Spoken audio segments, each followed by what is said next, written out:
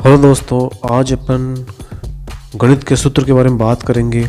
गणित के सूत्र चाहे स्कूली विद्यार्थी हो, चाहे कंपटीशन देने वाला विद्यार्थी हो, सभी को गणित के सूत्र की आवश्यकता होती है। इसलिए अपन इन्हीं प्रॉब्लम को सॉल्व करते हुए गणित के सूत्र की सारी श्रृंखला लेके आ रहे हैं, जिसमें टॉपिक वाइज अपन अलग अलग वीडियो अपलोड करेंगे। जिसमें से अपना पहला है क्षेत्रमिति। तो देखिए इसके अंदर आयत का क्षेत्रफल, इसको जूम कर लेते हैं। आयत का क्षेत्रफल लंबाई इंटू चौड़ाई, ठीक है।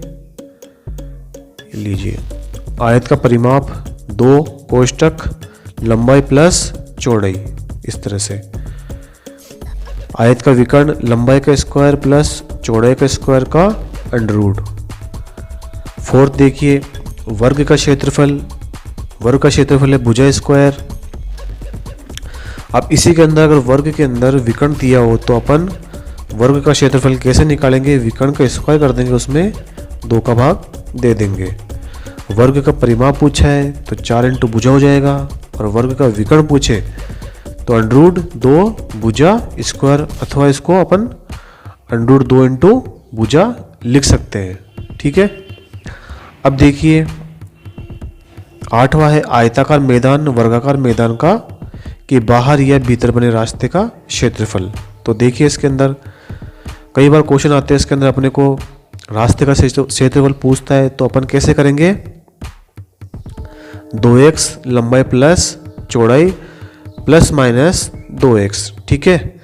तो बाहर है तो प्लस और भीतर है तो माइनस, ठीक है। तो इस तरह से है। इसके अंदर आयत का क्षेत्रफल वर्ग का क्षेत्रफल पूछता कई बार अपने को, बहुत सारे क्वेश्चन आते हैं, हर बार आते हैं तो एग्जाम में। तो इस तरह से है ये। और नेक्स्ट देखिए कर्ण स्क्वायर बराबर आधार स्क्वायर प्लस लंब स्क्वायर, और आधार पूछे तो कर्ण स्क्वायर माइनस लंब स्क्वायर, और लंब पूछे तो कर्ण स्क्वायर माइनस आधार स्क्वायर। सिंपल है। आधार कर्ण है, उन दोनों को जोड़ के अपन आधार और प्लस दोनों जोड़ के कर्ण बनते हैं। अब जो भी निकालना उसको उसमें से माइनस कर देंगे। चाहे कर्ण पूछे तो लंब को माइनस कर देंगे, लंब पूछे तो कर्ण को आधार को माइनस कर देंगे। तो ये याद करने का बहुत सिंपल मेथड है इसके अंदर। अब नेक्स्ट देखिए समकोण त्रिभुज का क्षेत्रफल, तो 1/2 आधार इंटू ऊंचाई। तो ये समकोण त्रिभुज का क्षेत्रफल हो गया। और शीर्ष लंब की लंबाई पूछे अगर समकोण त्रिभुज की, तो ये देखिए शीर्ष लंब यहाँ पे ये दिया गया है यहाँ पे, तो इसका हो जाएगा आधार इंटू लंब बटा कर्ण कर देंगे, ठीक है। तो इस तरह से अपन शीर्ष लंब की लंबाई निकाल लेंगे। अब नेक्स्ट देखिए समबाहु त्रिभुज का क्षेत्रफल, तो समबाहु त्रिभुज का क्षेत्रफल है एस कोष्टक S minus B under root S minus A, ठीक है। समबाहु त्रिभुज जिसकी सारी भुजाएं समान हो। इसके अंदर अपन ध्यान दीजिए, इसमें यहाँ पे एस बराबर अर्ध परिमाप है यहाँ पे, ठीक है, त्रिभुज का अर्ध परिमाप है, और बी बराबर समान भुजाएं। तो इस तरह से अपन इसको फॉर्मूले के अकॉर्डिंग इसको सोल्व कर लेंगे। अब नेक्स्ट देखिए समबाहु त्रिभुज या केवल समकोण त्रिभुज पूछे तो सूत्र एक ही लगेगा, ठीक है। समबाहु त्रिभुज पूछे या समकोण त्रिभुज पूछे तो सूत्र एक ही लगेगा। कौन सा है वो? 1/2 आधार इंटू ऊंचाई, ठीक है। तो इस तरह से ये फॉर्मूले है। अब नेक्स्ट देखिए 14वां है अपना समबाहु त्रिभुज का परिमाप, ठीक है। तो सिंपल है, ये समबाहु त्रिभुज मतलब सारी भुजाएं समान है तो 3 इंटू भुजा हो जाएगा। अब इसमें देखिए यहाँ पे समबाहु त्रिभुज का क्षेत्रफल, तो यहाँ पे समबाहु त्रिभुज का क्षेत्रफल अंडर रूट 3/4 भुजा स्क्वायर हो जाएगा, ठीक है। समबाहु त्रिभुज का क्षेत्रफल, ठीक है। अब इसमें अंतर्लंब दिए होंगे तो अपन क्या करेंगे? अंतर्लंबों का स्क्वायर करके अंडर रूट 3 कर देंगे, ठीक है। तो इस तरह से। और नेक्स्ट है समबाहु त्रिभुज का क्षेत्रफल, तो अगर ऊंचाई दी हुई है तो ऊंचाई का स्क्वायर करके अंडर रूट 3 कर देंगे। इसमें ध्यान देने वाली बात यह है कि इसमें सारे में समबाहु त्रिभुज का क्षेत्रफल निकालना है, लेकिन कंडीशन के अनुसार इसमें फॉर्मूला आपको अपन अप्लाई कर देंगे। अंतर्लंब दिया हो तो ये बीच वाला कर देंगे, ऊंचाई दी हुई है तो लास्ट वाला कर देंगे, और अगर ओनली भुजा दी हुई है तो अपन ये वाला सूत्र, फर्स्ट वाला सूत्र अप्लाई कर देंगे। अब नेक्स्ट देखिए त्रिभुज की तीनों भुजाएं दी हुई हो तो हम हीरा का सूत्र लगाएंगे। ठीक है, सिंपल है ये भी। हीरा का सूत्र S बराबर A प्लस बी प्लस सी बटा 2 कर देंगे। ठीक है, इससे क्या होगा, तीनों भुजाएं दी हुई है तो अपन तीनों को जोड़ के 2 का भाग दे देंगे, वो अपना आएगा S। ठीक है, अब S क्षेत्रफल S minus A, S minus B, S minus C को अंडूट कर देंगे, तो इस तरह से अपन इसका हीरे का सूत्र निकाल लेंगे। ठीक है, अब नेक्स्ट देखिए समषष्ठभुज का क्षेत्रफल षष्ठ। ठीक है, 6 भुजा वाला, तो इसके अंदर 6 अंडूट 3/4 भुजा स्क्वायर या 3 अंडूट 3/2 भुजा स्क्वायर कर सकते हैं। ठीक है, इस तरह से अपन षष्ठभुज का क्षेत्रफल निकाल लेंगे। अब है समांतर चतुर्भुज। तो समांतर चतुर्भुज में ऐसा चतुर्भुज जिसके आमने सॉरी इसमें यहाँ पे सामने नहीं लिखा मैंने, तो आमने और सामने की भुजाएं समान होने के साथ साथ समांतर भी हो। ठीक है, यहाँ पे देखिए ये दोनों भुजाएं समान होने के साथ साथ समांतर भी हो तो वो समांतर चतुर्भुज कहलाता है। और यहाँ पे ध्यान देने वाली बात यह है कि एक आयत को समांतर चतुर्भुज तो कह सकते हैं परंतु समांतर चतुर्भुज को आयत नहीं कह सकते। ठीक है, आयत को समांतर चतुर्भुज तो कह सकते हैं लेकिन समांतर चतुर्भुज को आयत नहीं कह सकते, क्योंकि समांतर चतुर्भुज में भुजाएं तिरछी हो सकती है लेकिन आयत में भुजाएं सीधी होती है। तो इस तरह से अपन इसको ध्यान रखेंगे। और समांतर चतुर्भुज का क्षेत्रफल बराबर आधार इंटू ऊंचाई। ठीक है, समांतर चतुर्भुज का क्षेत्रफल है आधार इंटू ऊंचाई। अब समचतुर्भुज ऐसा चतुर्भुज जिसकी सभी भुजाएं तथा समकोण समान हो। ठीक है, सभी भुजाएं, ध्यान रखने वाली बात है, समचतुर्भुज ऐसा चतुर्भुज जिसके सभी भुजाएं तथा समकोण बराबर हो, सारे भुजाएं समान होनी चाहिए और उसके आमने सामने के कोण समान होने चाहिए। ठीक है, समचतुर्भुज का क्षेत्रफल बराबर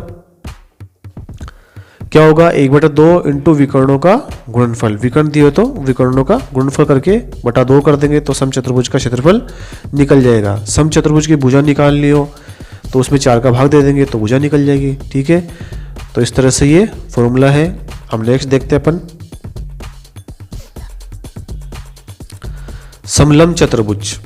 समलंब मतलब ऐसा चतुर्भुज जिसपे 2 समांतर भुजाएं आधार के साथ समकोण बनाए। ठीक है, तो यहाँ पे देखिए, यहाँ पे ये रहा, मैंने बना रखा डायग्राम भी, यहाँ पे ये समचतुर्भुज है।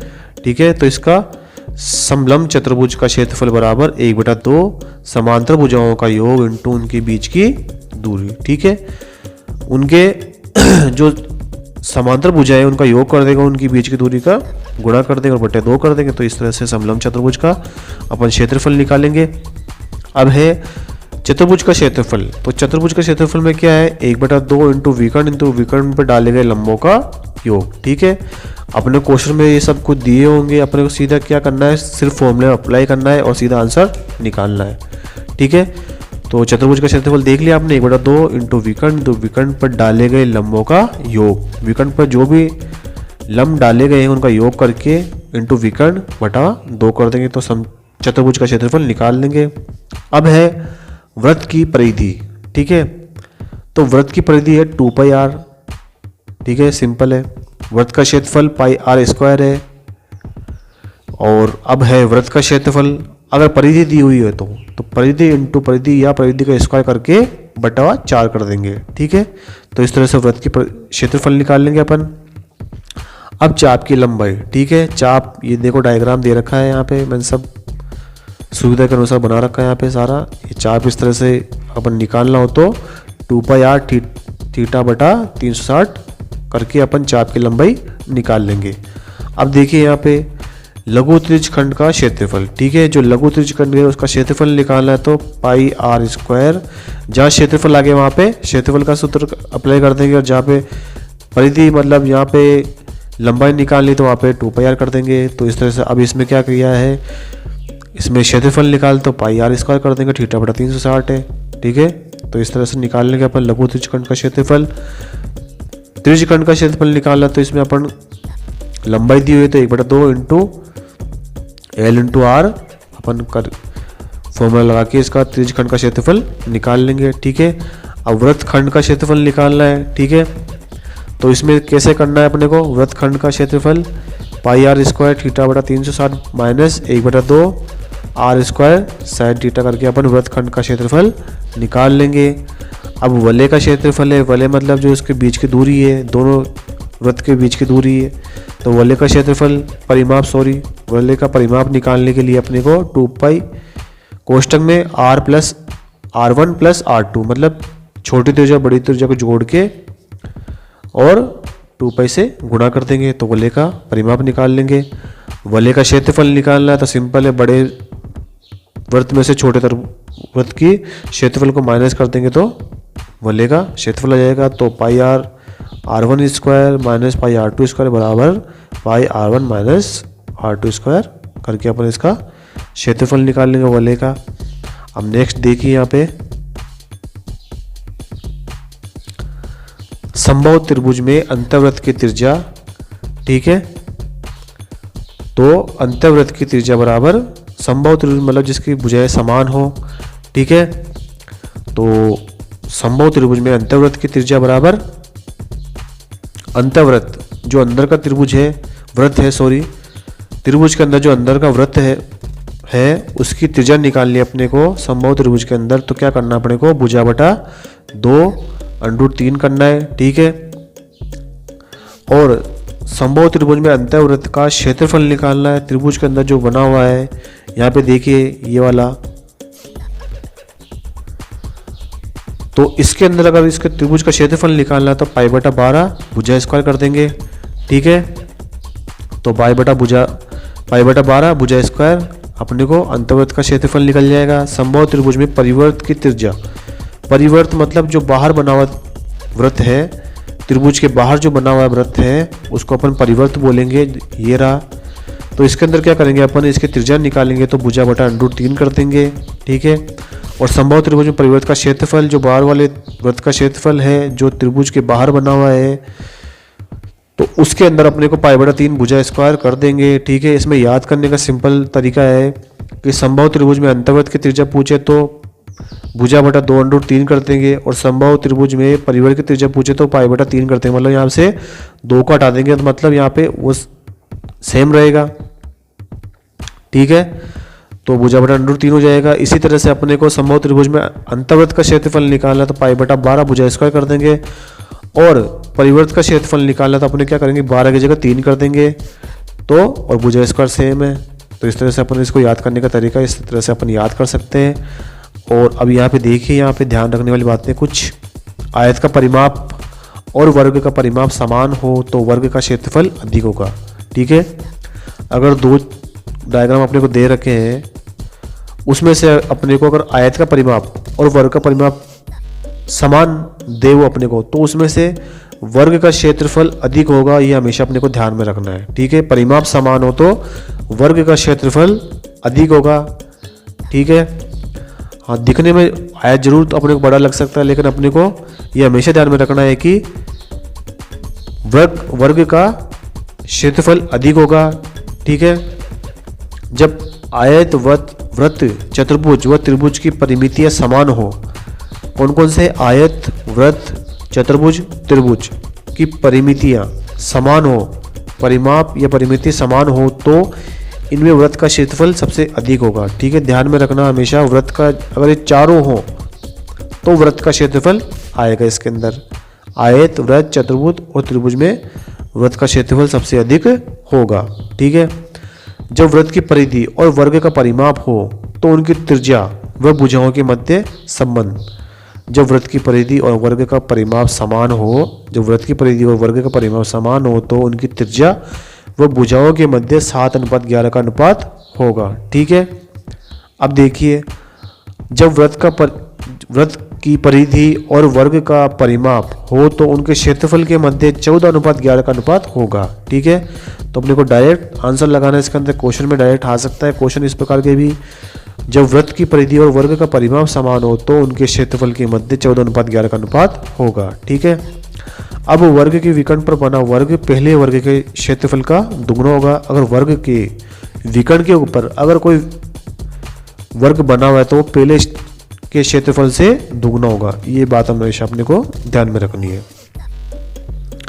अब समकोण त्रिभुज की भुजाओं तथा आयत की भुजाओं व विकर्ण के मध्य संबंध। ठीक है, तो अब कैसे निकालेंगे इसके अंदर, जैसे मतलब लंब कई बार अपने को देता है वो आधार और लंब और विकर्ण निकालना हो, तो अपने को अगर क्वेश्चन में अपने को समय बचाने के लिए अगर अपने को याद इनको रख ले तो अपने को ज़्यादा आसानी रहेगी, इससे अपने का समय बचेगा और अपने को सोल्व करने की ज़रूरत नहीं रहेगी। तो अपने को देखते हैं इसको। अगर एक भुजा 3 है, दूसरी भुजा 4 है, तो उसका विकर्ण क्या होगा, 5 होगा। और एक भुजा 6 और दूसरी भुजा 8 है, तो उसका विकर्ण क्या होगा, 10 होगा। एक भुजा 5 है, दूसरी भुजा 12 है, तो उसका विकर्ण क्या होगा, 13 होगा। अगर एक भुजा 8 है और दूसरी भुजा 15 है, तो उसका विकर्ण हमेशा 17 होगा। अगर एक भुजा 9 है, दूसरी भुजा 12 है, तो उसका विकर्ण हमेशा 15 होगा। अगर एक भुजा 7 है, दूसरी भुजा 24 है, तो उसका विकर्ण हमेशा 25 होगा। अगर एक भुजा 9 है, दूसरी भुजा 40 है, तो उसका विकर्ण हमेशा 41 होगा।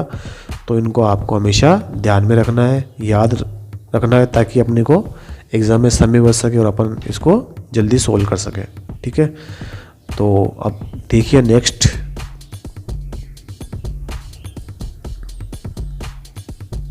यह क्वेश्चन कुछ देख लेते हैं अपन, तो अपने को आसानी रहेगी इसके अंदर। आयत की लंबाई में 20% की वृद्धि कर दी जाती है तथा ऊंचाई में 30% की कमी कर दी जाती है, तो बताओ उसके क्षेत्रफल पर क्या प्रभाव पड़ेगा। तो जब किसी के क्षेत्रफल पर प्रभाव निकालना हो तो क्या करेंगे अपन, 100 प्लस माइनस ए 100 प्लस माइनस बी बटा 100 कर देंगे। प्लस वृद्धि है, जैसे यहाँ पे 20% वृद्धि है और 30% कमी है, तो कमी को 30 कर देंगे। इस तरह से अपन निकाल लेंगे इसका आंसर। अब दूसरा क्वेश्चन देखिए, एक वर्ग की भुजा में 20% की वृद्धि की जाती है, तो बताओ इसके नए व पुराने क्षेत्रफल में क्या अनुपात होगा। इसमें नए और पुराने पूछ रहा, तो इसमें क्या होगा, अपने को निकालते समय तो ऐसे ही निकालेंगे, 100 प्लस माइनस ए 100 प्लस माइनस बी बटा 100। तो इसमें 20 दिया गया है अपने को, तो 120 इंटू 120 बटा 100 बराबर 144।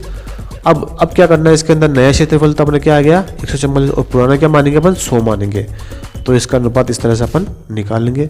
ठीक है, तो ये है। अब नेक्स्ट देखिए, वृत्त की त्रिज्या को दुगना कर दिया जाए तो अब इसका क्षेत्रफल पहले क्षेत्रफल का कितना गुना हो जाएगा। ठीक है, वृत्त की त्रिज्या को दुगना कर दिया जाए, वृत्त की त्रिज्या को दुगना कर दिया जाए तो अब इसके क्षेत्रफल पहले क्षेत्रफल का कितना गुना होगा। तो इसमें क्या होगा, क्षेत्रफल प्रभाव वैसे निकालेंगे अपन, 100 प्लस माइनस ए 100 प्लस माइनस बी बटा 100। यहाँ दुगने का तात्पर्य 100% वृद्धि है।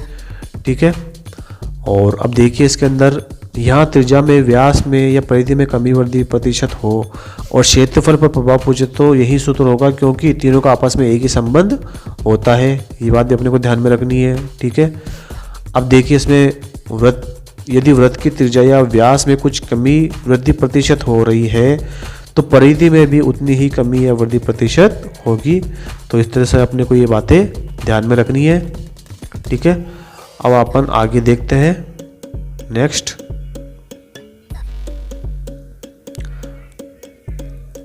संभव त्रिभुज या वर्ग अर्थात जिसकी भुजाएं समान हो तो उसकी भुजा में जितनी कमी वृद्धि प्रतिशत होगी उतनी ही उसके परिमाप में भी होगी। ठीक है, इस तरह से अपने को ये बात ध्यान में रखनी है।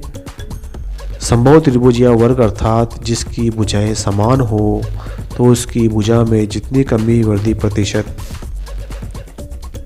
उतनी ही कमी वृद्धि प्रतिशत उसके परिमाप में भी होगी। ठीक है, अब नेक्स्ट है, एक आयत की लंबाई 15 मीटर है तथा चौड़ाई 8 मीटर है, तो बताओ उसके विकर्ण की माप क्या होगी। तो इस तरह से जो क्वेश्चन आते हैं अपने को पिछले उसमें देखा था अपन ने कि अपन कैसे उसको याद करके अपने को इसको विकर्ण को निकाल सकते हैं। तो पहली भुजा या लंबाई चौड़ाई जो भी अपने को दिया गया है उस अनुसार अपन करेंगे। तो 15 का स्क्वायर प्लस 8 का स्क्वायर बराबर 17 मीटर होगा। अपन ने इसको देखा ही था पहले।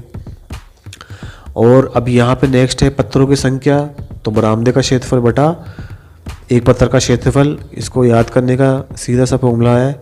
औसत का जैसा फॉर्मूला होता है उसी तरह से अपन इसको याद करेंगे। मेन चीज़ क्या है, बरामदे का क्षेत्रफल है। पत्थरों की संख्या निकाल दे, पत्थरों का क्षेत्र, एक पत्थर का क्षेत्रफल को का भाग देंगे, और अगर एक पत्थर का क्षेत्रफल निकाल तो बरामदे का क्षेत्रफल के अंदर पत्थरों की संख्या का भाग दे देंगे। अगर बरामदे का क्षेत्रफल निकालना है तो क्या करेंगे अपन, पत्थरों की संख्या इंटू एक पत्थर का क्षेत्रफल करके अपन इसको सॉल्व करेंगे। ठीक है, सेम कैसे याद रखना है, ये सिंपल मेथड है, इस अनुसार अपने को याद रखना है। ठीक है, थैंक यू फ्रेंड्स, और इस वीडियो को लाइक कीजिए, शेयर कीजिए और सब्सक्राइब कीजिए। और भी आगे अपन सारे गणित के जितने भी फॉर्मूला हैं उनको अपन 1 बाय 1 अपलोड करेंगे। तो आप बने रहिए हमारे साथ में और सीखते रहिए। ठीक है, थैंक यू क्लास।